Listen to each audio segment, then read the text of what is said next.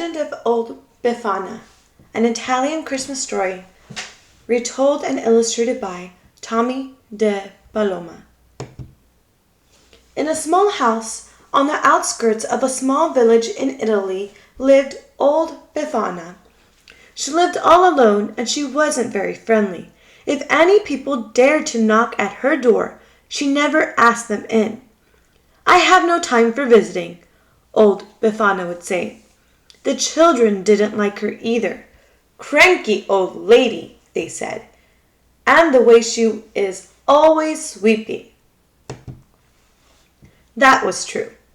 Every day, every morning and afternoon, Old Befana would sweep with her broom.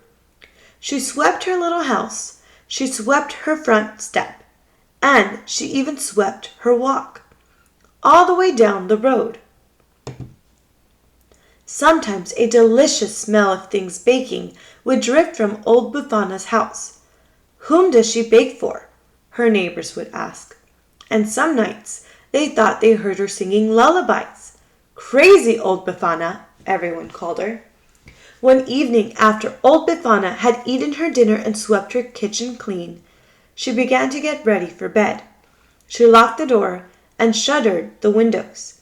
Then she climbed into her bed, blew out the lamp, and fell asleep. In the middle of the night, Old Befana woke up. The room was bright.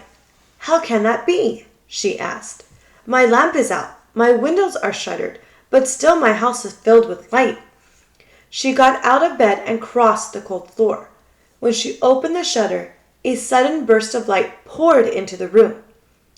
In the eastern sky she saw a brilliant star, which seemed to grow before her eyes. "Harumph!" said Old Befana, closing the shutter as tightly as she could. "How am I ever to get my sleep when the dark has turned to day?" All night she tossed and turned.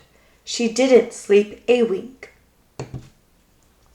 At dawn, Old Befana got up and dressed. She ate her breakfast, then took her broom, as she always did, every day, every morning and afternoon.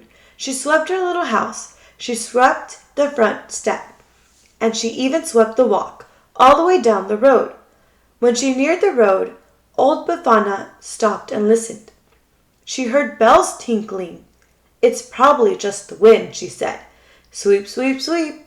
Again she heard the bells. "It's probably just the birds singing." Sweep, sweep, sweep. Once more she heard the sound. "My old ears play tricks," she said. Sweep, sweep. Suddenly, over the hill, came the most glorious procession Old Befana had ever seen. Camels, horses, elephants, and people.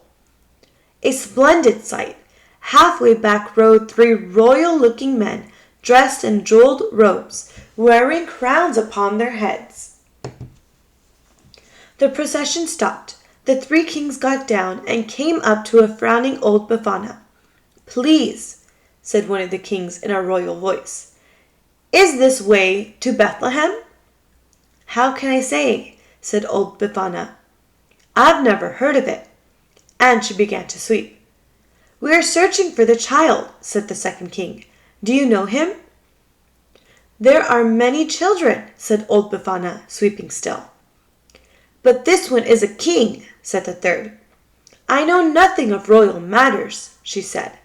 "Our books have told us," said the kings, "that when a bright new star appears, the child king will be born in Bethlehem."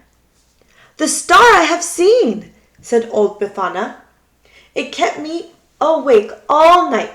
Now, if you excuse me, I have work to do." The procession started up again. "Old woman," called a boy who was leading a camel by, "you should come with us.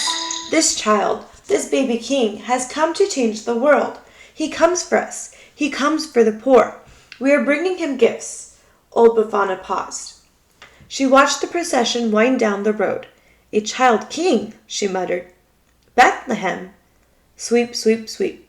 "Coming to change the world? Coming for the poor? Well, heaven knows Old Befana is poor." Sweep, sweep. "Gifts? Only a child?" Old Befana went back into her house. Perhaps I should go see him. But what do I have to take him? She put down her broom. She got out some butter and sugar and flour. She blew on the fire and added some wood. And she began to sing. She baked all day. She didn't even sweep. It was almost dark when she finished. Then she filled a basket with all the cakes, cookies, and candy she had made. I'll take a few coals in a little pot to keep the cookies warm, she said. She put on a shawl and opened the door, and I'll take along my broom to sweep the room clean. For the baby king's mother will be tired. Old Befana stopped. She hadn't swept all day. It won't take me long, she said. She put down the basket and began to sweep. She swept her little house. She swept her front step. And she even swept her walk all the way down the road.